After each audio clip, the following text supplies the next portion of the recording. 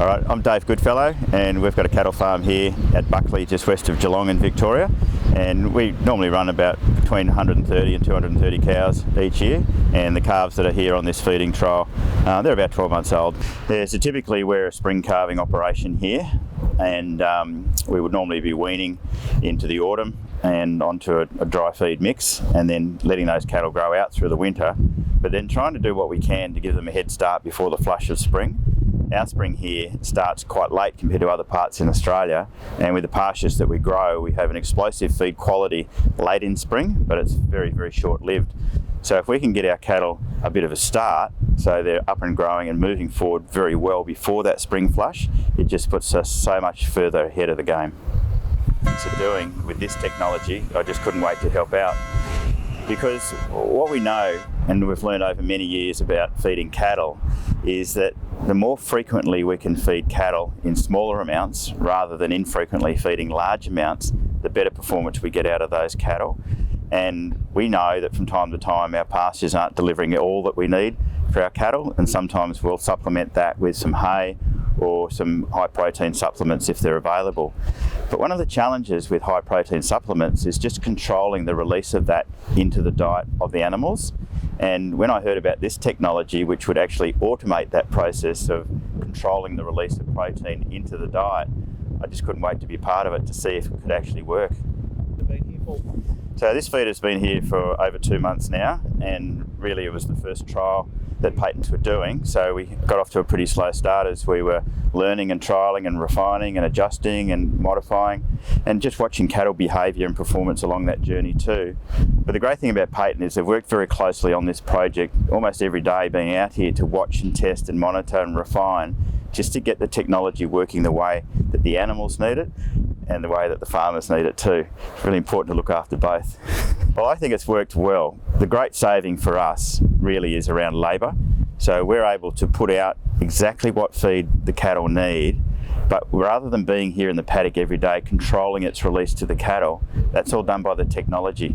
So it's a huge saving in labour, being able to go into the paddock maybe just once a fortnight, depending on how many cattle are on that feeder, to get the grain out, and then letting the technology do the hard work, which is controlling the release of nutrients to those cattle on a timely and regular basis. So the big saving for us is labour, but also takes away any anxiety that we have about cattle maybe gorging on food, just getting too much at the wrong time. And I think too, the thing I love about it is the regularity of the release of feed. So you're not just feeding once a day, but we're feeding 5 times a day, little amounts just when the cattle need it.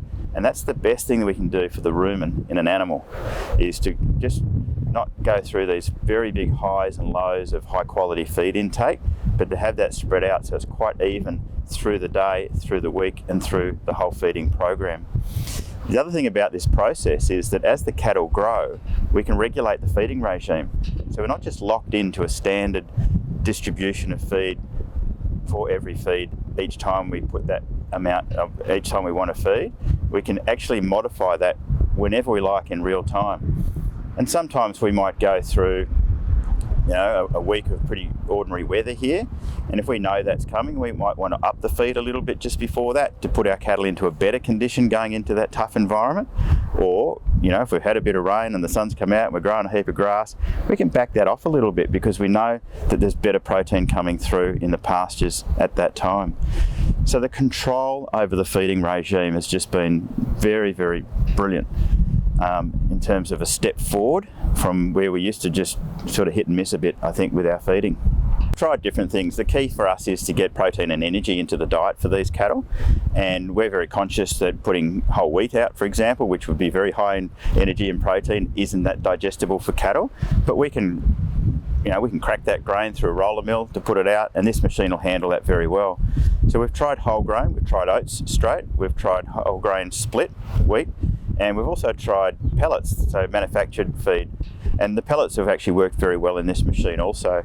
And I think particularly introducing the cattle to the feeder, the pellets can work very well because there's a lot more safety with pellets because the diet's better controlled in what goes in to that feed each day.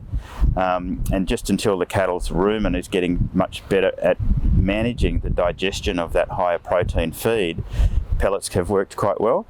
But once the cattle are very accustomed to the feeder, moving on to cracked grain and then whole grain but oats, works very, very simply. You don't have to change the machine or change the technology. You just change what you're putting into that machine. These cattle were, obviously too much younger than what they are now, but they weren't desperately young. In weaning cattle, it's really important to manage the intake of fibre in the diet for very young cattle because they're still developing their rumen. And what we're trying to do is to maximise the rate of follicle development in the rumen for young cattle, particularly when they've come straight off mum. So being able to control the fibre intake with young cattle by using technology like this, where you've got absolute control over feed distribution on a very regular basis, probably gives us the best opportunity to manage that early stage rumen development in a weaning program. So I'd highly recommend this as a good technology that supports what's really required on farm these days, particularly for those managers that are using early weaning strategies for their cattle. I guess in my experience, a lick feeder, whether it's a lick grain feeder or using lick as a liquid in a trough or lick in a block, the strategy there is that you slow down the rate at which cattle can access the feed by what's in it, or what's in the feed, or what's in the technology and the hardware to allow access for cattle. Where this is different is that cattle can come in, grab a feed without having to fight for it, get what they need, go away, and then in 2 hours later, if that's the timing sequence of your feeding, come back and get another feed. So they're not fighting for a feed. They're not trying to lick and lick and lick and lick something to try and get what they need. They can come in, grab a feed, take it away, go and complement that with some pasture or some hay or whatever else is available to them. So I think what I'm finding is the cattle are very relaxed when they're using this feeder. They come up, they're not troubled, they have a quick feed, it's very accessible, and move on and go and do something different. So I think if your preferred feed stuff is a very high protein grain, as an introductory process, you'd start with small amounts complemented with some hay, just to get the rumen working properly to digest that grain, and then slowly step up the percentage of grain in that diet over time. But I think if you were to put them straight from the paddock onto a high quantity of grain, particularly unprocessed grain, there would be some risk in that around acidosis and just through gorging. But the benefit of this machine, in my view, is you can actually regulate the amount of access they've got to that high protein diet and build it up over a period of time that suits you and suits the cattle. So it's very much in the hands of the manager, not in the lap of the gods. The cattle worked best when we were feeding with our first feed at 9 a.m. and then every 2 hours, 9, 11, 1, 3 and 5. And we've tried different variations of that, just bringing that back to 3 feeds or 4 feeds. But I think back to the point, the more regularly we can feed small amounts, the better. But it does depend too on how large the paddock is that they're in, because if you're expecting cattle to walk from the other end of a very large paddock every 2 hours to the feeder, they can actually use up a bit of energy in doing that. So again, you're not picking up a set standard that's locked in stone. We can modify the feeding program according to the cattle, according to the pastures, but even according to the paddock size that we've operated the feeder in. I think location is important. Where we've got it set up here, there's a bit of shelter provided by a tree line. But yeah, look, we've got in this paddock water at one end and the feeder at the other, so cattle are moving about the paddock, but it's not a massive paddock. We're talking about a paddock here of just 30 hectares, so the cattle aren't walking big distances anyway, and I think this has got an application in much larger paddocks indeed. But yeah, like I think it's worthy of trying different locations in bigger paddocks to see what might work better or what might, provide some challenges. But again, one of the benefits of this is that it's mobile. You haven't concreted something into the ground and it's stuck there for its economic life. You can chop and change, move about, and just modify the way the machine works according to the situation you've got in your lap. And of course, those situations will change from one year to the next. So even though it might work one way in one year, you might find a better way in a different year because of the way the seasons have gone or the way the pastures are growing. I've observed the cattle quite closely because I'm very interested in how cattle behave and the human-like behaviours in cattle and how they organise themselves socially. I think these cattle are very calm and they've sort of got themselves into a routine now. A bit like if you go into a dairy farm, you see those cows coming into the dairy twice a day, they're in a routine, they're very relaxed, they've got their pecking order sorted, and they're very, very calm, and that leads to higher productivity. In this situation too, I think the cattle have sorted themselves out very quickly in this feeding system. They've got themselves into their social regime quite well, and because they're eating better, they're feeling good, they're very relaxed, that's all coming back to higher levels of performance. So I'm very happy with the way these cattle have performed, and I think it's been a big step forward for the cattle having access to this dietary regime. Well, I think that comes down to the timing as well, and the way that we've introduced these cattle to this grain. I think there's a bit of an art in that, and it comes through a bit of experience, but just sharing knowledge with each other as well as to what works well and where some challenges might be. But we think we've got it pretty well right here at the moment, and it's working very well for us. I think I'd probably trial them apart, but what we might find is that they prefer feeders in one area compared to another, and then we might shift them. But if we were to make a start, I'd probably at least start by trialling having them spread across the paddock. And what we might find is that some cattle prefer to go to particular feeders. They get a bit homely, and that allows other cattle who maybe don't like some cattle in a herd, they can go to a separate feeder and still get access to feed. That's a good line of thought, is to trial that. But again, I think I'd come back to the principle that if you trial something with this technology and it doesn't work, you can change it.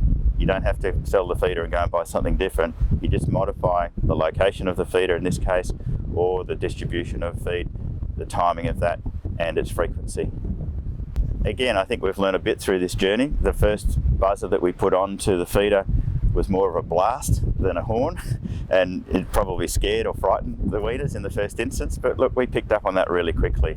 So we've been able to modify that now to a more elongated series of horn noises. And what I see from observing from a long way away, because I can actually see this paddock from my house, is when the buzzer goes off, the cattle will walk from a kilometre away because they've heard that siren and they know that there's feed available for them. So always we're learning and trialling, but just like the feeding regime, we can even change the horn on this machine as well.